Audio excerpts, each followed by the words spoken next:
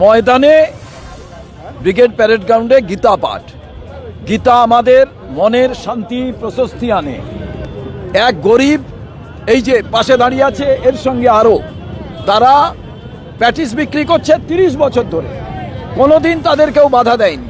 শ্যামল মণ্ডল, Sheikh Riazul plus আরও ওদের অনেক বন্ধুরা হঠাৎ করে তাদের কাছে এসে বলে, নাম কি, গোত্র কি, তোমাদের কোন জাত, মুসলমান না হিন্দু?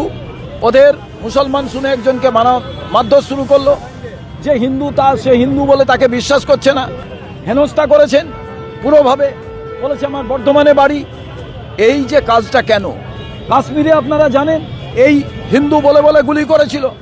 তো বিজেপি কি চাইছে, পশ্চিমবঙ্গে এইভাবে হিন্দু মুসলমান আলাদাভাবে ভাগ করবেন? প্যাটিস বিক্রেতার সঙ্গে এই আচরণ একজন গরিব, এটা কি গীতায় বলা আছে? এটা গীতা পাঠ কি তাহলে ভণ্ডামির পাঠ?